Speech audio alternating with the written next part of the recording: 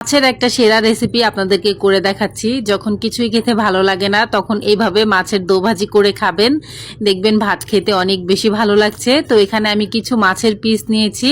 তো মাছের পিসগুলোকে একদম ছোট করে কেটে নিয়েছি। এখন এখানে অল্প একটু আদা কুচি দিয়েছি আর 6 থেকে 7টা রসুনের কোয়া আর 2 টুকরো লেবুর রস, সাথে দিয়ে দিব আদা আর রসুন বাটা দিয়ে দিব 1 চা চামচ করে, পরিমাণ মতো লবণ আর হাফ চা চামচ হলুদ গুঁড়ো দিয়ে মেখে রাখবো 10 মিনিটের জন্য। তো 10 মিনিট পরে চুলায় একটা কড়াই বসিয়ে এখানে তেল দিয়েছি সামান্য পরিমাণের।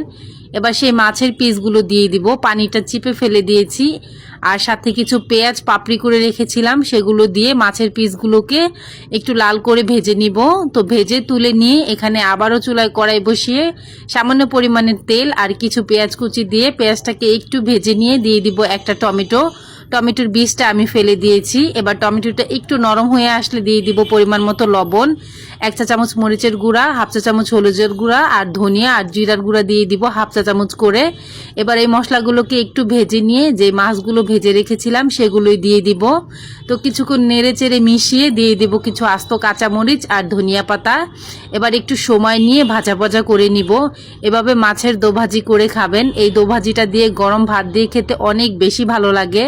আসছে সামনে কুরবানি ঈদ, কুরবানি ঈদে মাংস খেতে খেতে বোর হয়ে গেলে এভাবে মাছের দোভাজি করে খাবে।